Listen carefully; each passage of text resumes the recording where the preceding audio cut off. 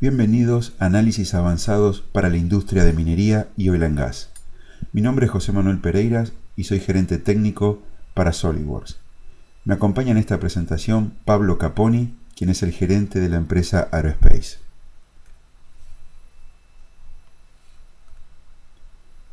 Los objetivos de esta presentación son: en primer lugar, descubrir cómo SolidWorks Simulation es aplicado en componentes de la industria de minería y oil and gas. Segundo, entender las capacidades de SolidWorks Flow Simulation para la medición de la eficiencia de bombas y turbinas. Y por último, uso de una plataforma integrada para el diseño, cálculo estructural y análisis fluidodinámicos de productos de minería y oil and gas. Comencemos entonces con una breve introducción teórica. En este gráfico estamos viendo a la izquierda un típico pozo de bombeo. La función principal es la extracción de petróleo. Como vemos a la derecha, se compone básicamente de tres componentes: el casing, que es el tubo camisa, el tubing, que es el tubo conductor, y el sucker rod o varilla de bombeo, es el componente que acciona en la parte inferior del pozo a la bomba, la que impulsa el petróleo hacia arriba. Entonces, los productos que vamos a detallar están aquí. A la izquierda estamos viendo un pullover o un pulling. Este se encarga de lo que es la instalación de las varillas de bombeo. Varillas de bombeo o sucker rod. Como vemos, la instalación es manual. Se le da un torque de apriete y ese torque de apriete debe garantizar que no se afloje en todo el proceso de extracción. Es el conocido proceso de make-up. En el centro vemos lo que son los componentes tubing o casing. Se componen de una cupla o también conocida como box, y lo que son los tubos, tanto superior como inferior, o pines. Y a la derecha es una de las bombas que se utiliza más que nada en instalaciones superficiales del tipo centrífuga. Estos tres componentes son los que vamos a detallar y simular dentro de lo presentado anteriormente.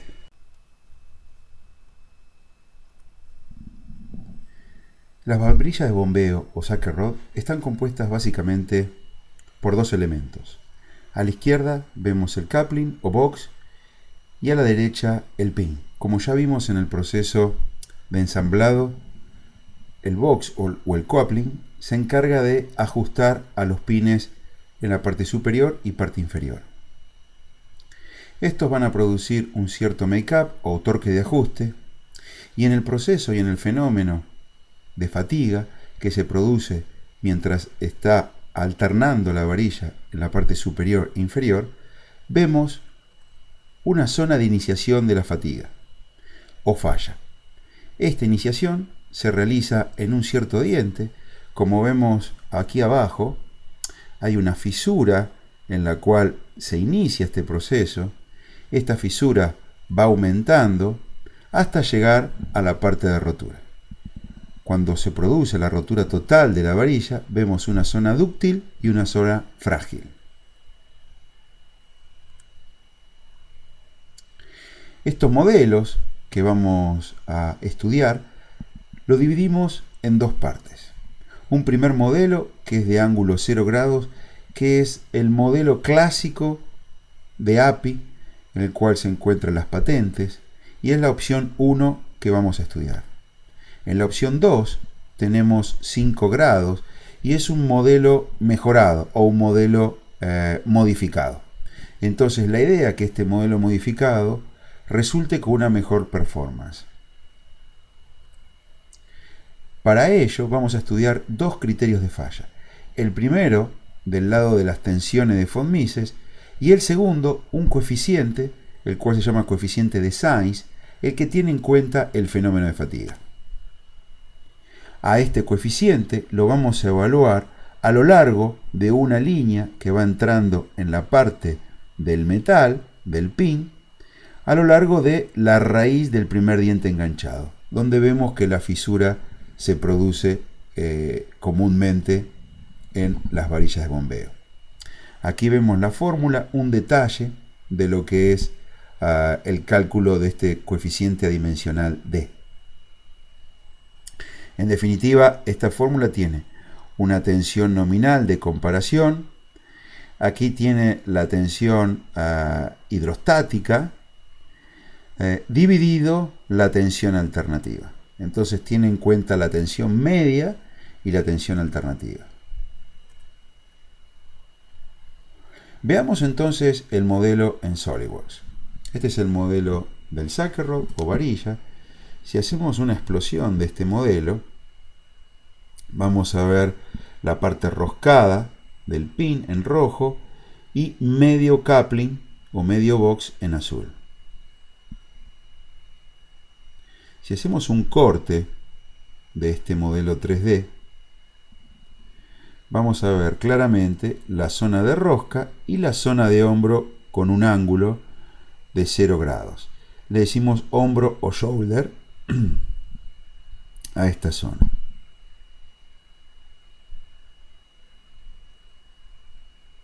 Si ahora vemos el modelo modificado, este va a tener un ángulo, como dijimos, de 5 grados y también va a poseer una interferencia en el hombro. Esta interferencia, tanto en el modelo 1 como en el modelo 2, hace que se genere el torque o el proceso de make-up que vimos en el proceso de instalación.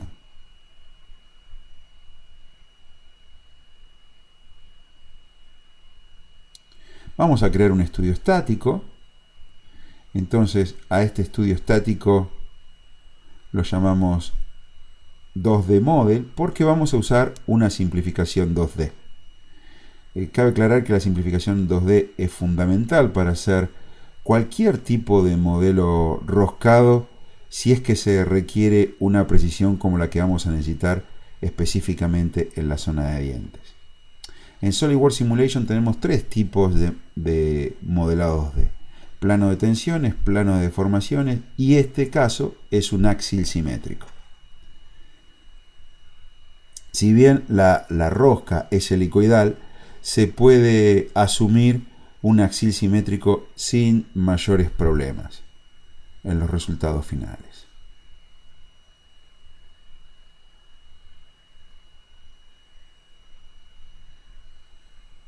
Si vemos ahora la malla de elementos finitos en detalle, vamos a ver una zona refinada. Para eso se utilizaron controladores de malla que garantizan que el elemento finito en esa área sea lo suficientemente pequeño para tomar la variación de tensiones y tener, por supuesto, resultados precisos.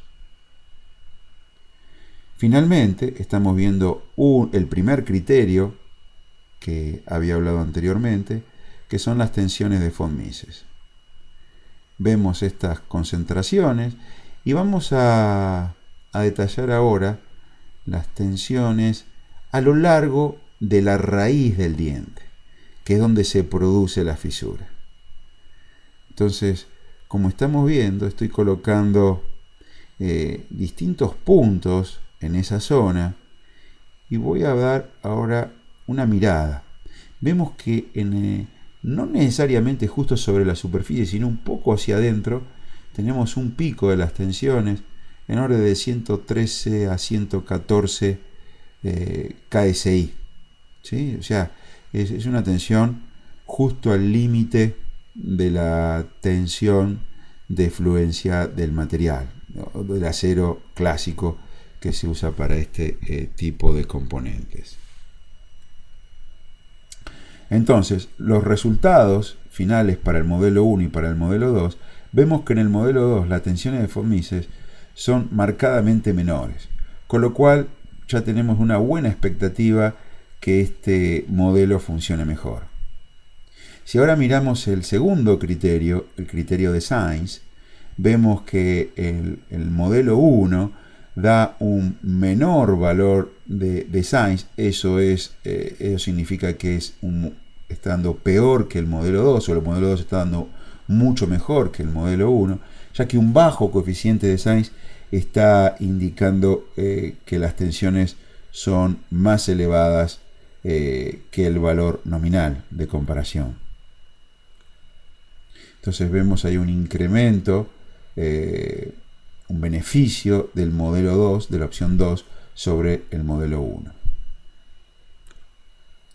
Entonces, acá podemos concluir que el modelo 2 es el mejor diseño, y esto se logró a través de una plataforma integrada en lo que se conoce como CAD y CAE, y finalmente lo que resulta es una reducción en los tiempos de desarrollo.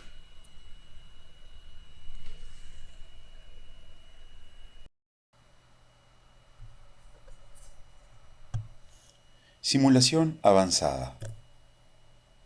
En conexiones roscadas, como hablamos anteriormente, tenemos los componentes de una zona de rosca y una zona de sello. La zona de sello es la encargada de evitar que el fluido vaya prácticamente desde la zona interior a la zona exterior, sea este un líquido o un gas. Este sello es un sello metal-metal. Cuando realizamos este tipo de modelos, como vimos en el modelo de la varilla de bombeo, el comparativo de la pregunta a veces es 3D o 2D. Entonces los desafíos son contactos más un material no lineal en el sello. Y aparte de ello, la performance del 3D toma mucho tiempo para ser resuelto. Si tomamos que la geometría es cilíndrica y las cargas axil-simétricas, podemos llegar a un modelo 2D conveniente, donde podemos tener una buena discretización de la parte de rosca y una buena discretización de la parte del sello. Veamos entonces ahora el modelo de lo que es el tubing o casing. Parecido al sucker rod, vamos a tener una zona de tubing, el rojo o pin, y la zona del coupling o el modelo de coupling en azul.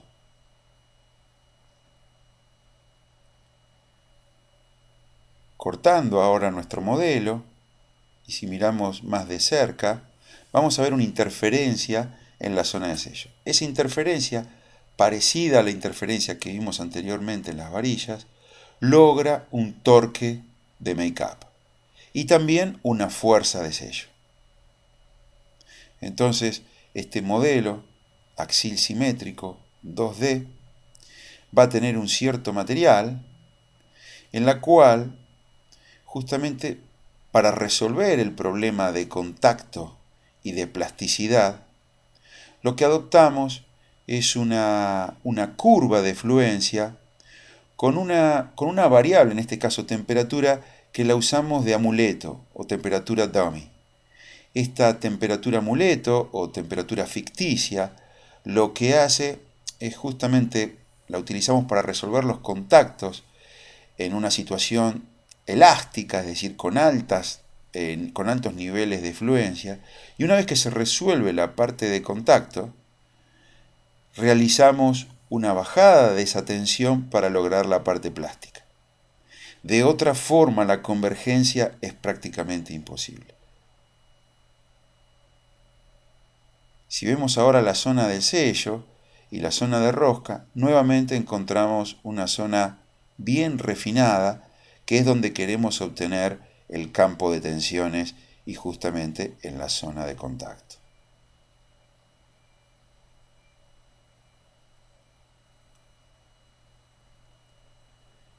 Verificando los resultados, tenemos la zona de tensiones de von Mises, como era de esperar. Tenemos tanto en el sello como en el hombro, la parte superior y la parte inferior a la derecha. Tenemos las concentraciones de tensiones debido al mismo proceso de make-up. Y lo que vemos ahí son las deformaciones plásticas que se producen por ese mismo proceso de make-up. Cuando se hace este tipo de modelos, las deformaciones plásticas son cruciales en su evaluación, ya que altas deformaciones plásticas producen una deformación permanente perjudicial para para el tubing, para el tubo, para el pin, y bajas deformaciones plásticas, puede ser favorable, pero ahí tendríamos que aumentar mucho el material, con lo cual no sería beneficioso desde el punto de vista del costo. Buenas tardes, mi nombre es Pablo Castillo Caponi, yo pertenezco a la empresa Castillo Caponi Aerospace y les quiero presentar el nuevo solver de crecimiento de grieta que estamos implementando para SolidWorks. ¿Ya? Bueno, en esta presentación voy a hablar sobre la empresa y voy a mostrar el avance que tenemos en la implementación de dos nuevos solvers, que es un solver lineal, que es la gracia que tiene que es para procesamiento en paralelo, y el solver con crecimiento de grietas.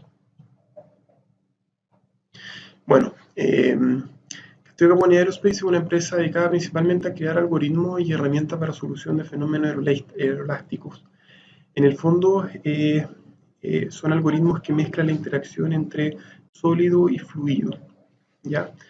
Trabajamos actualmente 5 personas y algunos productos desarrollados, por ejemplo, es un software para simulación en 2 dimensiones de perfiles aerodinámicos, utilizando las ecuaciones de capa límite en forma integral, lo cual ha dado buenos resultados con respecto a predecir los puntos de separación basado en el algoritmo EN. Y otro software que tenemos son una especie de librería para minimización de residuos con funcional íntegro diferencial con trazo de tiempo, que principalmente se utilizan para optimización de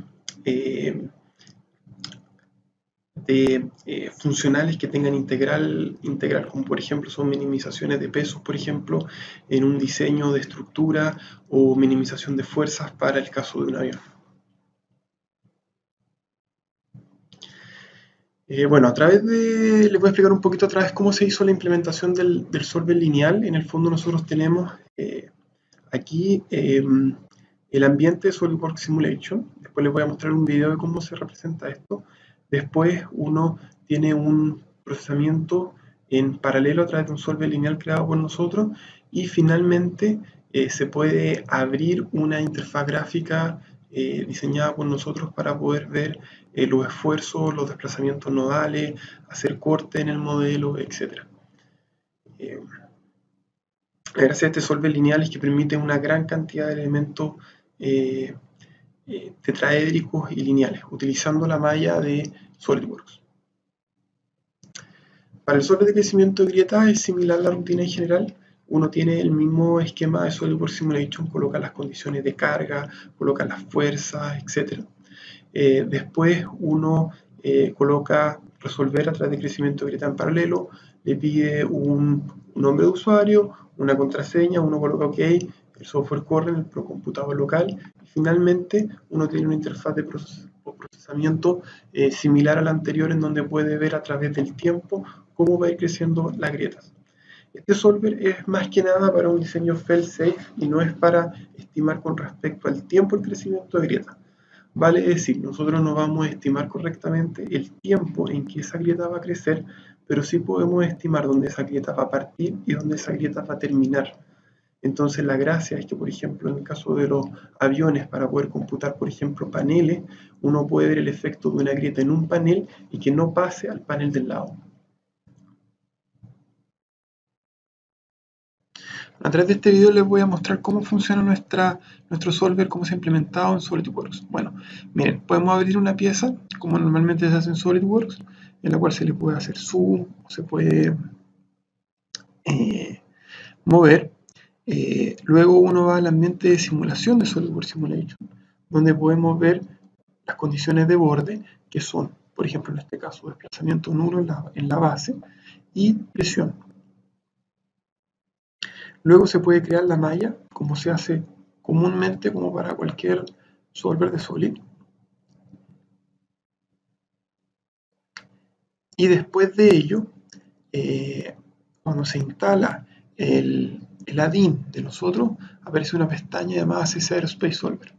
Cuando uno la aprieta, contiene 3 opciones. Contiene la opción de mostrar las opciones de nuestro solver, en donde podemos tener un análisis lineal o un análisis de crecimiento de grieta. Lo otro es que uno a futuro va a poder arrendar el tiempo de computación en otros computadores. Como opciones generales podemos ver que uno puede elegir las opciones, puede correr el nuevo solver y puede abrir la nueva interfaz gráfica para poder mostrar los resultados. Ahí se selecciona el tipo de resolvedor que uno quiere y lo puede correr. Cuando aparece esta pantalla, uno agrega su nombre de usuario y su password para que le dé acceso a resolver en este procesamiento. Se conecta a nuestro servidor, luego exporta la malla, las condiciones de borde, las restricciones, materiales, a nuestro nuevo módulo de resolución del sistema de ecuaciones.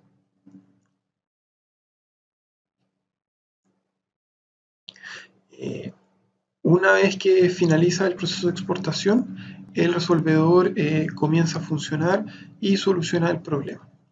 Y luego de eso se puede ver que se abre una nueva interfaz que también se puede abrir a través de este icono de mostrar resultados, en donde se puede ver los resultados a través de desplazamiento o a través de esfuerzo de los elementos. Se pueden generar cortes, se puede invertir los cortes, se puede girar, se puede hacer zoom, similar al aspecto que tiene la interfaz gráfica de SolidWorks. La única diferencia es que en este caso nuestra interfaz se puede comunicar con nuestro resolvedor de manera interna y acelerar el proceso de visualización para grandes mallas. Muchas gracias por su tiempo. Espero que les haya gustado el video de nuestro adelanto sobre la implementación de este solver en SolidWorks. Y nosotros tenemos como fecha planteada que aquí a fin de año este solver debiera estar finalizado y listo para poder ser utilizado. Hasta luego. Aplicaciones en fluidos. Aquí vemos el gráfico de eficiencia de una bomba. En el eje vertical, altura manométrica, y en el eje horizontal, caudal en metros cúbicos por hora. Vamos a ver cómo en SolidWorks Flow Simulation podemos rescatar como resultado estas curvas. Lo que vemos aquí es el modelo de una bomba centrífuga, la cual tiene dos condiciones de entrada, una condición de presión a la entrada y una condición de presión a la salida. En este caso voy a utilizar la simulación paramétrica de Flow Simulation.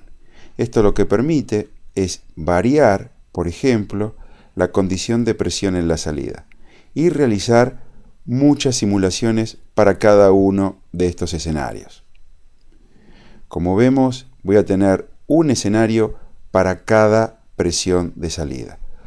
Y para esas condiciones voy obteniendo un caudal determinado. Por supuesto, a mayor presión de salida voy a obtener un menor caudal, como era de esperar. Lo que vemos en este caso son los resultados sobre la bomba. Los vectores indican la dirección del flujo y el color indica la magnitud de la velocidad. Veamos ahora las trayectorias del fluido. Considerando que tenemos una determinada rotación, vemos cómo el fluido está entrando por la parte del eje de la bomba y el agua, el fluido, es impulsado hacia la parte superior.